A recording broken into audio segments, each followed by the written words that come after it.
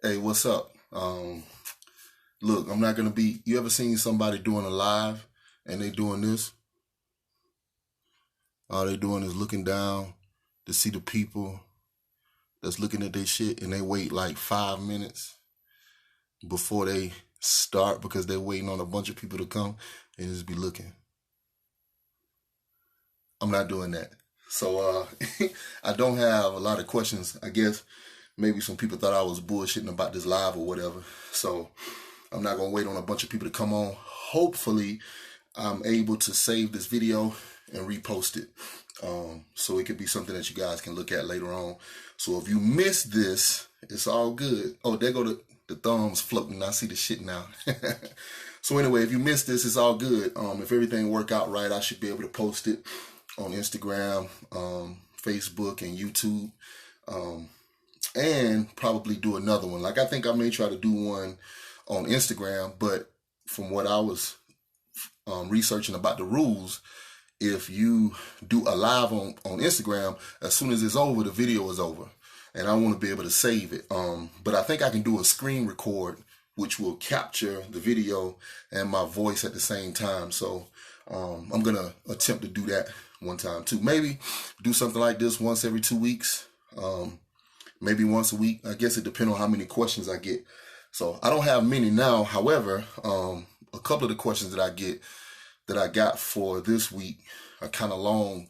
There's some things that people have always asked about, especially being in expos and stuff, standing in line, and it take me fucking 30 minutes to answer the question. But I also was kind of trying to dig through some of my spam messages, and I see it come up a lot. So the first one is in reference to balancing bodybuilding life with bodybuilding, and being able to do the bodybuilding life and bodybuilding and then army life. So look, I'm not even sure if it needs to be as simple as bodybuilding life, doing bodybuilding and then army work, because no matter what your job is, it's still real difficult to try to balance having a full-time job or even a part-time job and then doing something as demanding as bodybuilding. So I could tell my experiences from having a regular job and then, being active duty in the military too, and having to balance all of that. Like, because there's two parts. First, you got living a bodybuilding lifestyle where, you have to eat a certain way, get your training in and all that stuff. But then it's a whole nother level when you include going to actual competitions.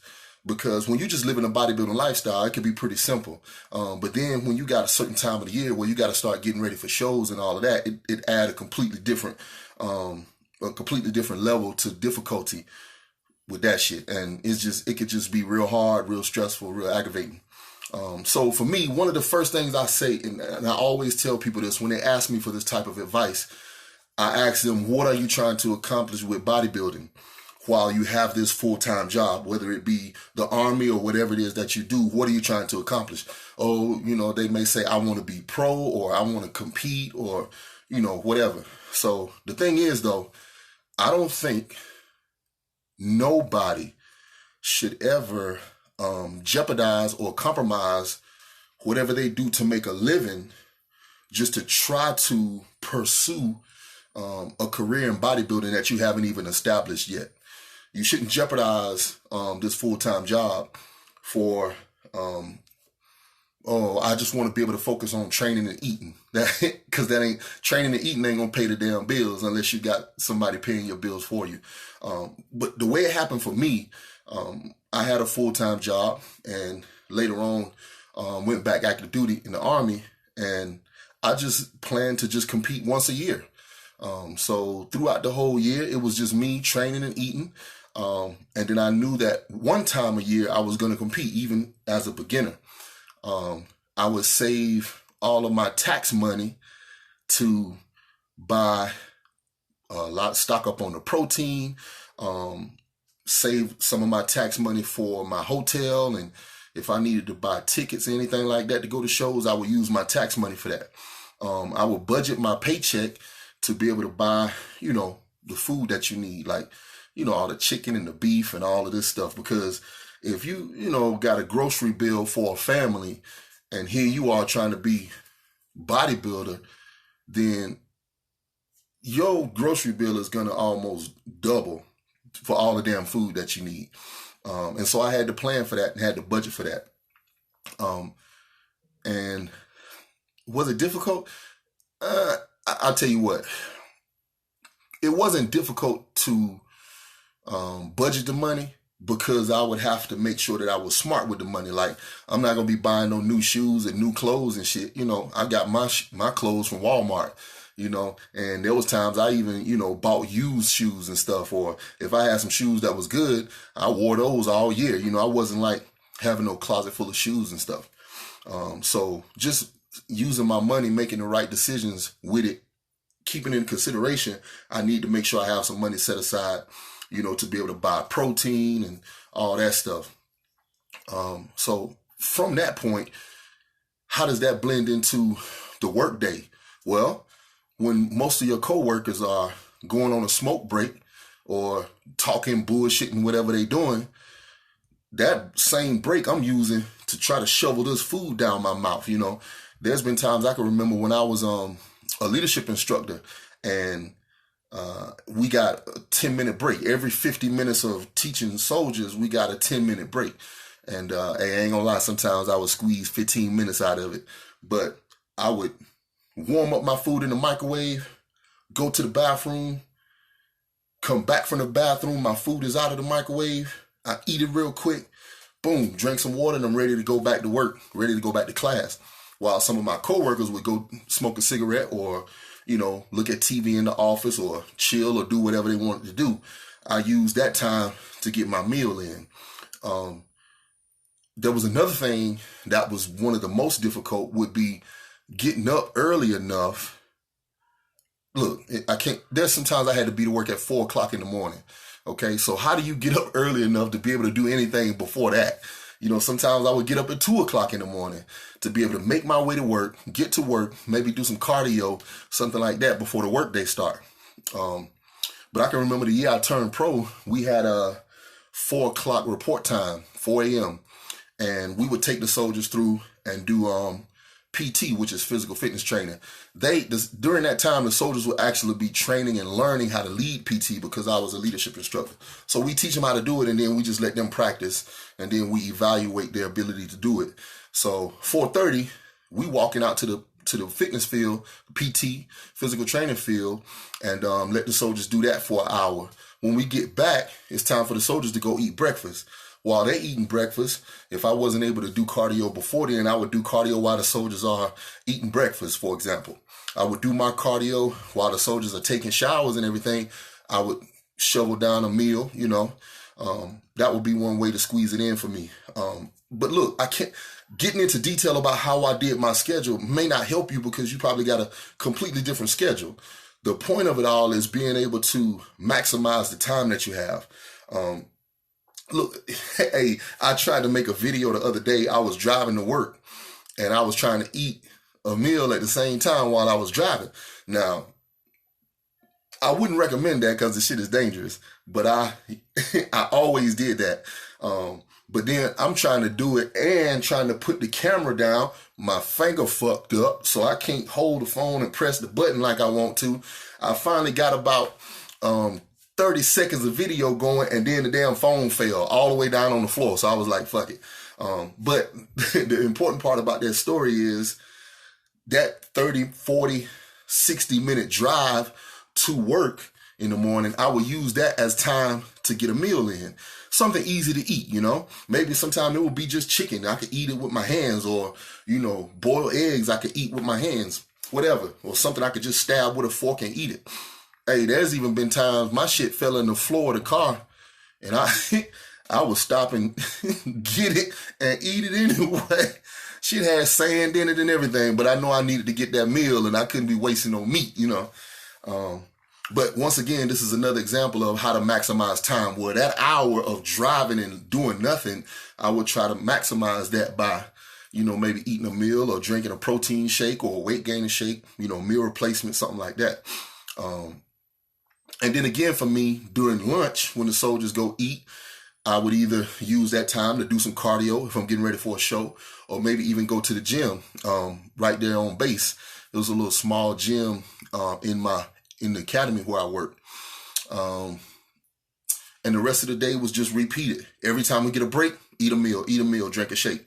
One thing I can tell you that is real good, especially for me, because I'm what they call a hard gainer, meaning it's very hard for me to gain weight. So I need a lot of calories. Well, I never have a real good appetite. So how do I get these calories in when I just can't eat all of this food, if we go to a buffet, my kids might can eat more than me because I just get full real fast. And I didn't want to ruin that, because I always had this theory that the more food you can hold in your belly, the bigger your damn belly gonna get. And that was at least one thing I had going for me on stage, was kind of a small waist for my overall size. So I didn't want to mess that up. But what I would do is, before I leave to go to work in the morning, I had a big half-gallon jug, and I would get any kind of weight gainer powder. It has to be something that's thin, that mixes pretty easy. But anyway, I would mix 3 servings of the weight gainer powder with enough water, for 1 serving. I would do that 3 times. I would mix up a serving in the blender, pour it in the half-gallon jug. Mix another serving up, pour it in the half-gallon jug. So to where in my half-gallon jug, I had 3 servings of weight gainer shake. So during the day, maybe if I don't have time to eat a meal, or maybe if I'm just, where I normally might sip some water, I would drink this weight gainer shake. I even had it down to a science to where I knew that 12 swallows on this jug equaled 1 serving. Why? Because I drank 1 serving and counted how many swallows it took. So when I'm at work and say, okay, I want to drink, 1 serving, I would drink 12. And I knew that I was good, for that 1 serving.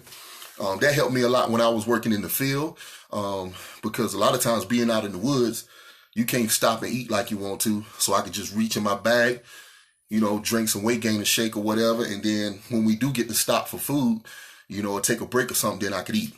When we was out in the field, a lot of times I would use instant oatmeal. Look, I hate oatmeal. I hate oatmeal so much.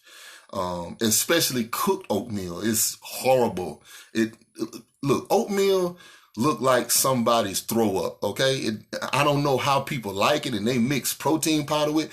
Oatmeal look like throw up, and throw up look like oatmeal. It just does. But anyway, the instant oatmeal was my key, because what I would do is maybe 2 or 3 packs of instant oatmeal. I could mix a little small amount of water with it, mix it up real good, and it made kind of like a paste. And I could just kill that. And it didn't taste bad. It didn't have the same texture as cooked oatmeal. And I could do that. So I would, hit my oatmeal, maybe drink my weight gainer shake. I can remember being in Iraq, and, we would be out on missions or something. We was always mounted. I was never doing dismounted patrols. We did mounted patrols. And we would be out, patrolling the road. And I could, boom, hit that oatmeal. Like, say, sometimes we would be pulling security on a vehicle that broke down while we wait on recovery vehicles to come pick it up. Well, we might be sitting out there for 4 hours. So, boom, I hit my oatmeal, take some amino tablets or something like that as a way of getting some type of nutrients in. And I kept that with me, all the way through most of my military career. If I know I'm going to be in the field, in a tactical environment, I take my instant oatmeal, take my aminos, got my big ass jug of protein already mixed, and I would use that. And that was the way I made it through when I had to. So now fast forward back to being at the academy. When it's time to get off work, which a lot of times, man, it may be scheduled to be a 12-hour workday, but it might be a 14-hour workday. So here it is, maybe 1700 or 5 o'clock, 6 o'clock, I'm ready to get off work. but maybe my soldiers need some more training with something, or, maybe I'm teaching a real difficult class that day, and I have some soldiers that don't really understand yet. They need some more training time. Well, guess what? I would stay there with them, and keep teaching. And sometimes I might not get out of there until 8 o'clock at night, which would make my day into an 18-hour day, or sometimes 20-hour day. But I think my love for teaching made up for it so much to where I was energized by that. I was motivated by that. Where maybe with another job, when your boss say, hey, you got to work, 4 more hours, you get pissed off. If I realize I'm training soldiers for 4 more hours, I didn't mind that. It was something that I enjoyed doing. But the bad part about that is, shit, I still got to take this drive home. I still got to stop by the gym. And I still got another hour of cardio to do, just depending on how the day unfolded. So luckily, I had a gym that was between my house and my work. It was Atlas Gym. And this old man that owned the gym, Dr. King, if you ever see this, you remember, he contacted me and said, hey, I know you've been in here using the tanning bed and cardio every now and then. If you ever want to come and work out, feel free. And I would stop by sometimes, when I had, well, guess what? Sometimes my day is very late and I don't get off work until after the gym closed. Well, Dr. King, who owned the gym, he gave me a key. If you look back through maybe YouTube, you may see some videos of me working out in the dark, because the gym lights were real strong. They burn up a lot of power. Well, if I would have had the lights on for 2 hours while I'm in the gym, I'm fucking up his power bill. You know what I'm saying? So kept the lights off just enough to do what I got to do. And like I said, had a key to the gym. And that was it for me. That's, let's see, I think 2011, 2012, when I won the New York Pro, I was going to Atlas Gym. And everything was perfect. Except, look, think about this. Waking up at 2 o'clock in the morning or 2:30, working 12, 14, 16, 18 hours a day, and then going to the gym. What is one of the most important things that I'm not doing? Sleeping, right? When does your body recover from all of your training? When you sleep. So that's one thing that I was missing. I can remember times I would fall asleep in between sets in the gym. Listen, fall asleep in between sets. There's been times where maybe I'm out of breath and I lay down on the bench or lay down on the floor, be like, whew. Next thing you know, I wake up, it's an hour later and slept through my whole damn workout. There will be times when I fall asleep sitting in the car. Like, okay, you know what? I'm going to listen to this music. I'm going to get pumped up. I'm going to take me a nap. I'm going to be ready to go. Just going to sit here and close my eyes for 5 minutes. Shit, I wake up, it's fucking 1 o'clock in the morning. And look, I was supposed to be home and in the bed.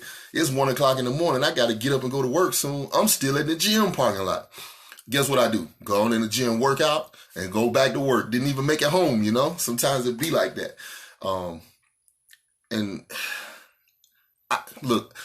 I definitely wouldn't advise anybody to do that. But I do like the fact that I went through it to be able to prove to myself and maybe some other people that it is possible. I think that over time, my body made an adjustment to say, okay, we can function without as much sleep as was recommended. However, I do feel like my physique suffered, my performance on stage suffered, my progress would suffer, especially pre-contest, by not getting enough sleep.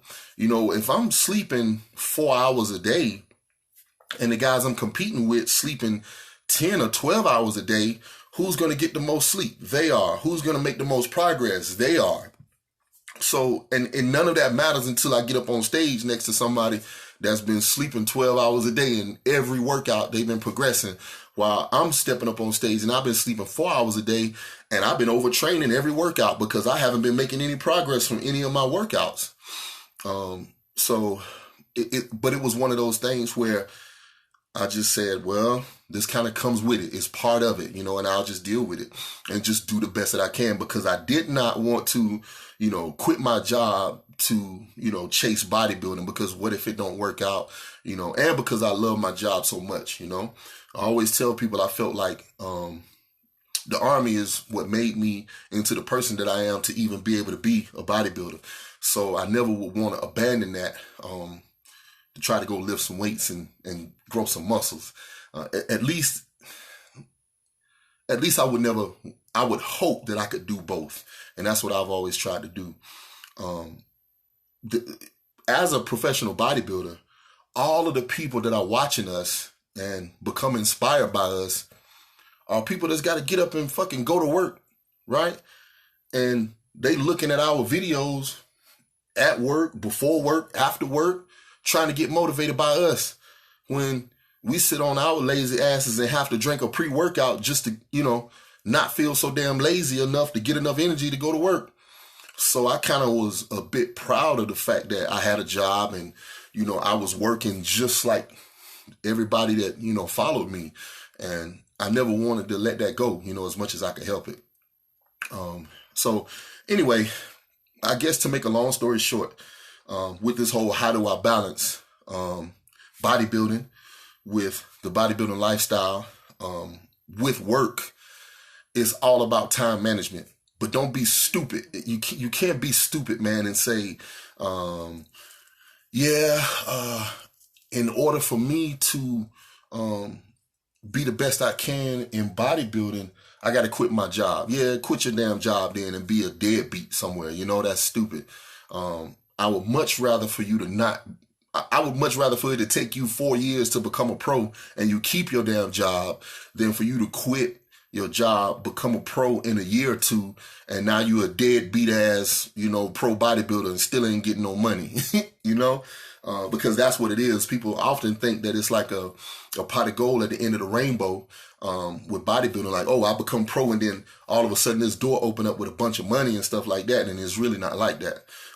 You still got to find a way to try to make a living. And if you got kids, you got to try to find a way to take care of them, take care of your family, and not be relying on other people to pay your bills and shit, So, because I'm going to tell you right now, a lot of these girls, that y'all looking at they big booty and shit and all they pictures in the bathroom and their bedroom, that's because them the only 2 rooms they got access to, because they mom and daddy is in the other rooms because they stay with their mom and daddy. Motherfuckers ain't even got no house of their own. So, be careful what you aspire to be when we talking about being other people that we see on the internet, because if you can look behind the scenes of that damn camera and that thong, or if you can see behind the scenes of that shaved chest and abs, you might, be surprised by the way some of these people living, even though they look so magical, on their pictures and stuff.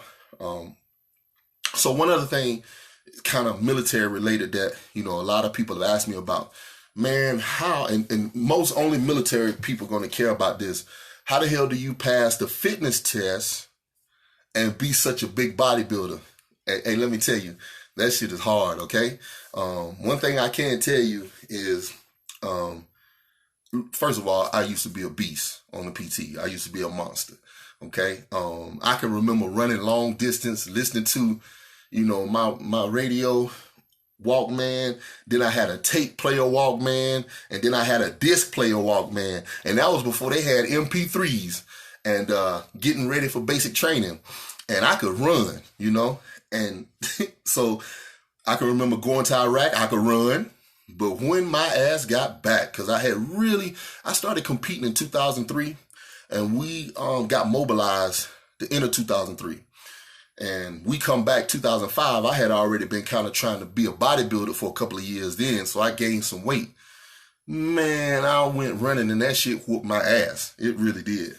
But I was able to make it through just doing the minimums. And I was like, I'm cool with this. I could just do the minimums, you know what I'm saying? So I'm not trying to set no records. Like, I could probably do 100 push-ups, but shit, I'm going to do my 54, whatever I had to do and get my ass up, I could probably do 80 sit-ups, but I'm going to knock out this 58 or 60 and get my ass up. Because, the whole military PT test didn't really motivate me like that. I didn't care because I seen some people that look like shit and do good on a PT test.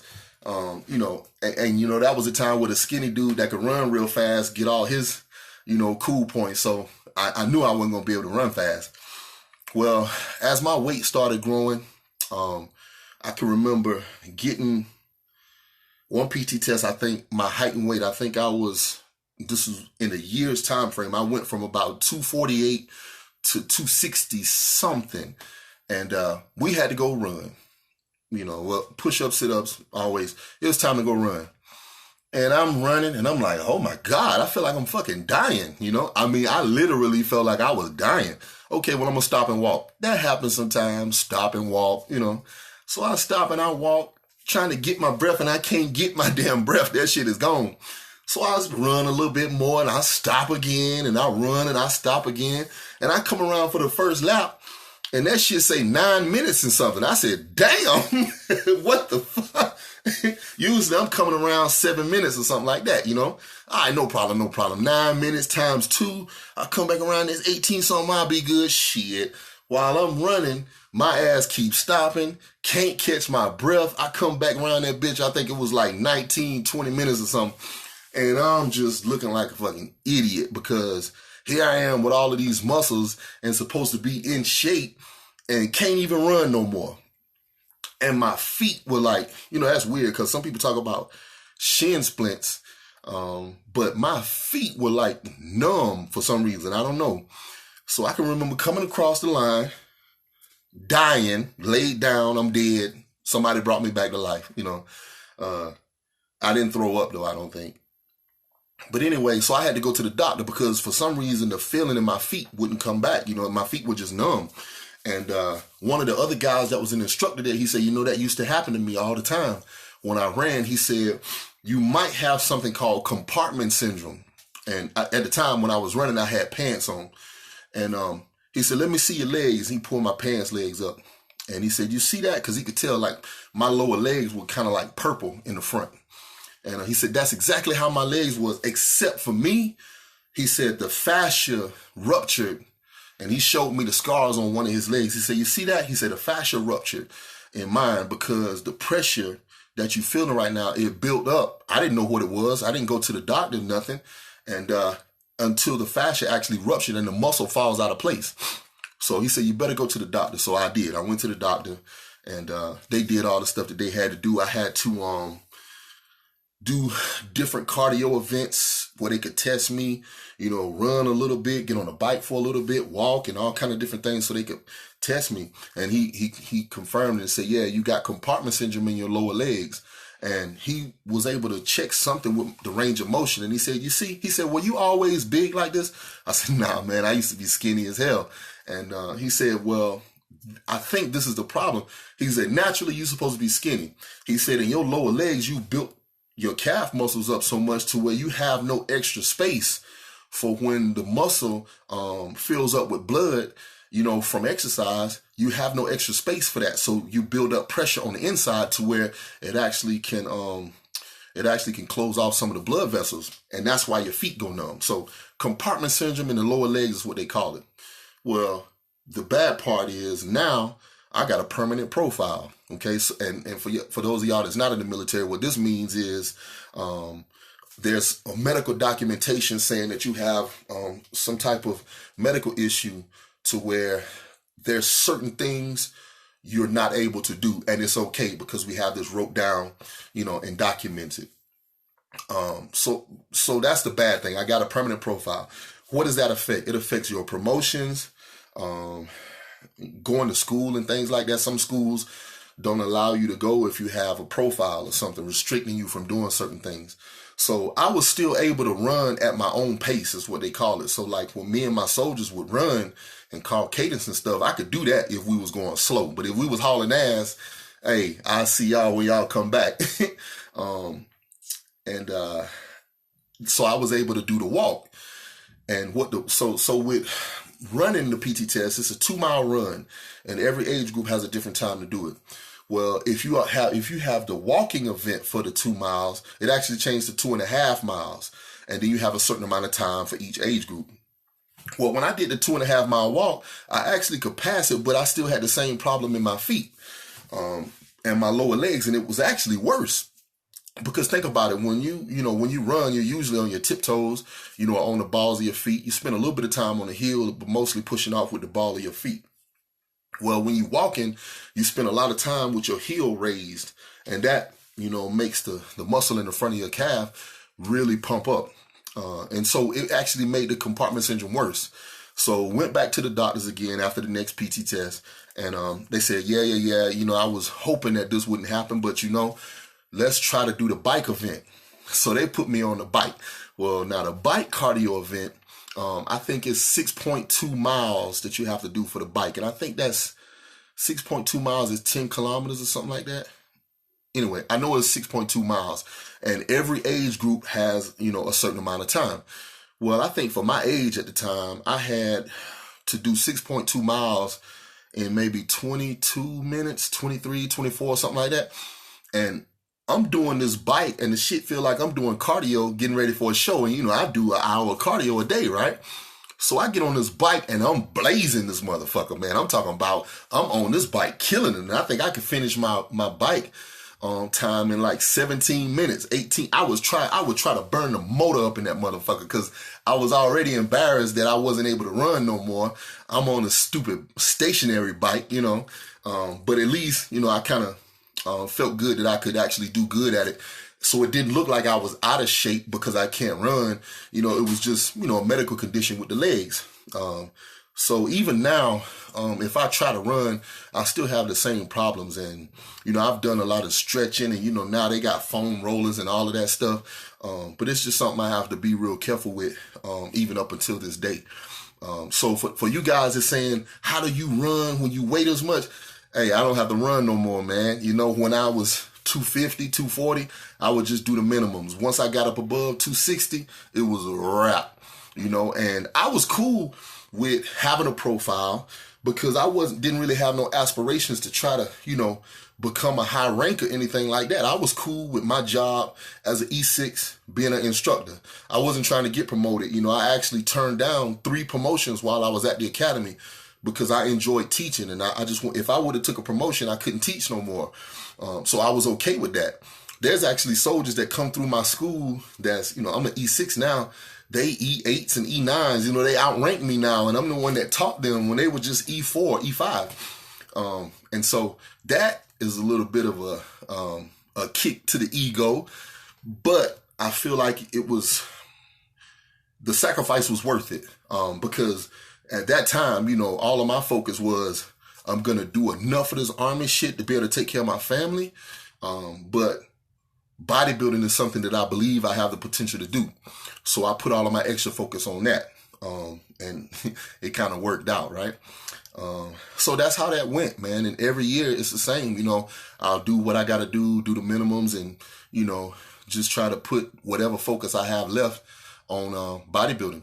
But let me tell you, if any of you try to follow this path, which I never advise this, people say, how do you do both? And I say, look, man, you got to sacrifice at some point. You can't, go and become no first sergeant or no sergeant major, while you dedicating all of your extra time to bodybuilding, because you need to be going to school and doing all this other stuff. The only reason why I was able to make that decision is because I was already a pro and I was already making some money, with bodybuilding. So I could say, okay, I don't need to get promoted. It's okay, but I wouldn't advise that for anybody else unless they already see the potential for creating a career out of bodybuilding is there. If you don't see the potential for a career and you just trying to fucking start a career, you don't make that choice. But if you're able to put some effort towards bodybuilding and that you see everything is taking off, it's looking good, now I actually can see a career right in front of me, go for it, if that's what you want to do.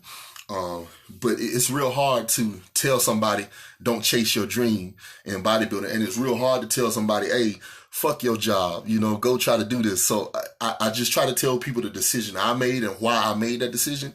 But also, you got to take care of your business, man. You got to try to pay your damn bills and stuff like that.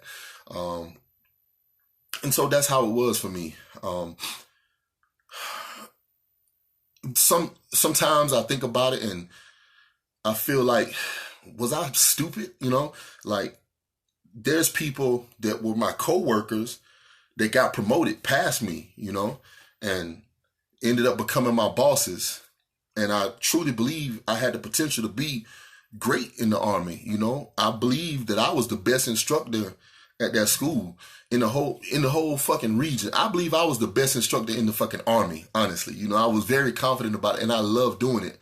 But here I am, stuck as an E6, you know, and so the only thing that I could do to try to offset that was be proud of my bodybuilding career too, you know. So that's that, okay?